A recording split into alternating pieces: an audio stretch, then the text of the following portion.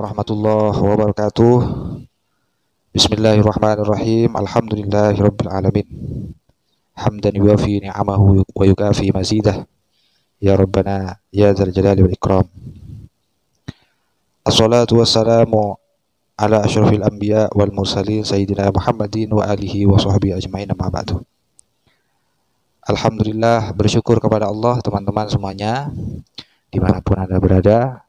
Kita kali ini dalam keadaan sehat walafiat, meskipun masih dalam kondisi belum lepas daripada pandemi COVID-19. Semoga negeri kita, Indonesia khususnya, tepat lepas daripada pandemi ini secepatnya, dan semuanya yang tidak normal kembali. Amin ya rabbal alamin. Semoga setelah pandemi ini kita mendapatkan hikmah yang besar, dan meskipun kita tetap berada dalam pandemi, semoga juga kita dapat hikmah yang besar, tambahan hidayah taufik, semua diberi kemudahan, yang sakit diberi kesembuhan, cepat sembuh, diberi kesehatan yang barokah oleh Allah, kesabaran yang luar biasa. Amin ya rabbal alamin. Kita kali ini mutolaah kitab Irsyadul Ibad ila Sabilir Rasyad. Ini kitab disusun oleh Syekh Zainuddin Ibnu Abdul Aziz bin Zainuddin Al-Malibari dari Malibar, India Selatan. Beliau yang menulis kitab Fathul Mu'in. Yang kita baca kali ini adalah kesimpulan dari kajian beliau tentang thariqah, hakikoh, syariah, dan thariqah. Kesimpulannya saja dulu, jangan dibaca semua. Bismillahirrahmanirrahim. Silahkan dibuka kitab Irsyadul Ibad halaman 9. Semoga ini bermanfaat untuk kita semua. Amin ya rabbal alamin. Walhasilu, kesimpulannya ialah yajibu al abdi, wajib atas seorang hamba, ayya'mala bi jami'i ma amarahu Allahu bihi.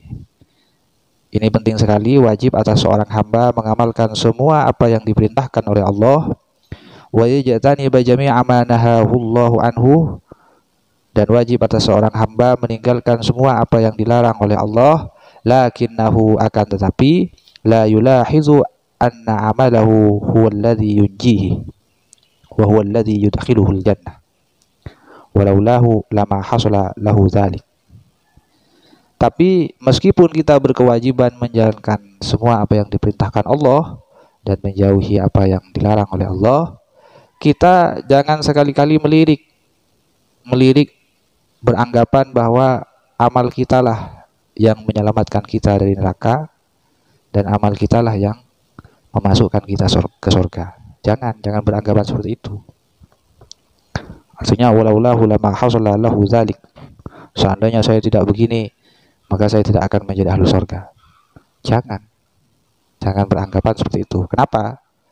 Kita masuk surga itu karena atas kehendak Allah. Jadi Allah memasukkan surga, memberikan keselamatan kepada hambanya, itu adalah hak prerogatif Allah, bukan karena apa-apa.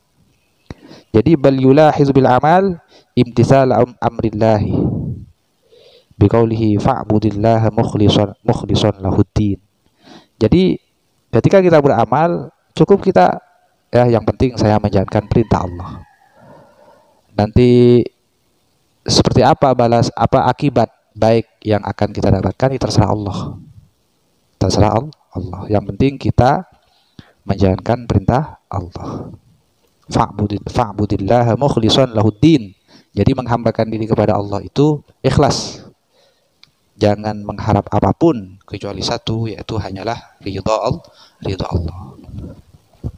Wa in athabahu ala amalihi fahuwa mahdu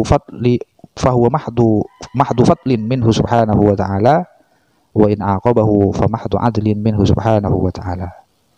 Jadi ketika Allah memberikan pahala atas amal seorang hamba, maka itu murni anugerah dari Allah. Begitu juga ketika Allah memberikan akibat yang buruk, siksa kepada seorang hamba, maka itu adalah murni keadilan Allah, keadilan dari Allah. Jadi Allah memberikan pahala bukan karena amal kita, karena itu adalah murni anugerah. Ketika Allah memberikan siksa, azab misalnya, itu bukan karena Allah zalim, bukan, tapi itu adalah bentuk keadilan Allah. Allah Maha Adil.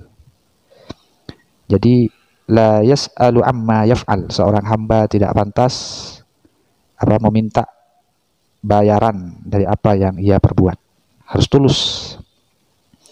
Qala Hasan al-Basri berkata, ilmu haqiqah tarku mulahadhati thawabil amal la tarkul amal. Jadi ilmu hakikat itu adalah meninggalkan melirik pahala amal. Jadi ketika kita beramal, kita nggak usah ini pahalanya berapa ya, ini balasan baiknya berupa apa ya, nggak usah melirik ke situ. La tarkul amal, ilmu hakikat itu bukan meninggalkan amal, amalnya tetap dilakukan, kebaikannya tetap dilakukan, tapi kita tidak usah menoleh apa balasannya, apa yang aku dapat dari ini, tidak usah. Wa qala sayyiduna Ali karramallahu wajhah, Sayyidina Ali karramallahu wajhah berkata, man dhanna annahu bidunil juhdi yasilu ilal jannah fahuwa mutamannin, wa man dhanna annahu bibadlil juhdi yasilu ilal jannah fahuwa muta'annin. Orang yang beranggapan, orang yang menyangka tanpa usaha dia akan masuk surga, maka orang yang menyangka seperti itu dia adalah orang yang menghayal. Iya, kita bisa masuk surga meskipun tanpa upaya, itu mutamannin, itu penghayal itu. Begitu juga orang yang punya sangkaan bahwa bibadlil juhdi yasul al jannah, kita ini menjadi ahlu surga apabila ada usaha. Maka orang yang berkata seperti itu fahuwa muta'annin, orang yang lelah, yang akan lelah, payah. Jadi kita masuk surga atau tidak itu tidak ada kaitannya dengan apapun, kecuali itu adalah hak prerogatif Allah, haknya Allah. Kita itu mau dimasukkan ke surga atau ke neraka itu hak pribadi Allah. Wa hukiya anna rajulan min bani Israil abadallah sab'ina sanah. Diceritakan ada seorang laki-laki dari Bani Israil, dia menyembah Allah selama 70 tahun. Fasa'alallah ayyaj'alahu ma'al malaikah. Kemudian dia minta berdoa kepada Allah agar Allah menurunkan malaikat kepadanya. Fa'arsalallahu ilaihi malakan, kemudian Allah mengutus malaikat turun menghadap kepada seorang laki-laki dari Bani Israil ini. Yukhbiruhu annahu ma'atilkal ibadah la taliku bihil jannah. Malaikat yang Allah utus untuk turun menghampiri lelaki dari Bani Israil ini yang menyembah Allah selama 70 tahun, diperintah oleh Allah memberikan informasi kepada lelaki ini bahwa dia tidak pantas menjadi ahlu surga. Bayangkan kalau kita beribadah selama 70 tahun, moro-moro ada malaikat turun, dia mengabarkan, kamu meskipun sudah ibadah 70 tahun gak bisa jadi ahlu surga kamu. Kan kaget kalau kita. Tapi laki-laki ini beda. Ketika mendapatkan kabar seperti itu, falamma balaghahu, ketika malaikat menginformasikan seperti itu kepada rajul dari Bani Israil ini, qala al-abid, maka lelaki yang ahli ibadah ini berkata, nahnu khuliqna lil ibadah, kami adalah hamba yang diciptakan oleh Allah untuk ibadah. Fayambaghi lana an na'budahu, maka memang sepantasnya bagi kami menyembah Allah. Jadi mau dikasih surga ataupun tidak, terserah.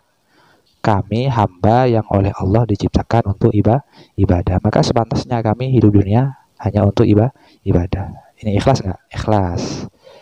Falamma raja'al malaikat kaget mendapatkan jawaban seperti itu. Akhirnya malaikat itu kembali kepada Allah. Qala, malaikat ini lapor kepada Allah, ilahi anta a'lamu, wahai Tuhanku, engkau yang lebih tahu bima qala, terhadap apa yang diucapkan oleh laki-laki ahli ibadah itu. Faqala Allah Ta'ala, maka Allah Subhanahu wa Ta'ala berfirman, idzan huwa lam yu'rid an ibadati fanahnu ma'al karami wal ihsan la nu'ridu anhu. Ketika itu ternyata hamba lelaki ahli ibadah dari Bani Israil ini tidak mau berpaling dari menyembahku, kata Allah. Maka aku dengan kemuliaan dan ihsanku tidak akan berpaling dari lelaki ini. Ishhadu ya malaikati, saksikan wahai malaikatku, anni qad ghafartu lahu, sesungguhnya aku telah mengampuni semua dosa-dosa lelaki itu. Aku ampuni. Ini barokahnya ikhlas, tulus. Semoga kita bisa seperti ya yang diceritakan di sini, bisa menjadi hamba yang ahlul haqiqah, beramal tulus, ikhlas karena Allah tidak mengharap apapun kecuali satu, yaitu hanyalah ridha Allah. Demikian apa yang saya baca, yang kita mudzakarahkan, semoga menjadi tambahan ilmu yang bermanfaat bagi kita semua. Amin ya rabbal alamin. Subhanakallahumma wa bihamdika asyhadu an la ilaha illa anta astaghfiruka wa atubu ilaik. Wassalamualaikum warahmatullahi wabarakatuh.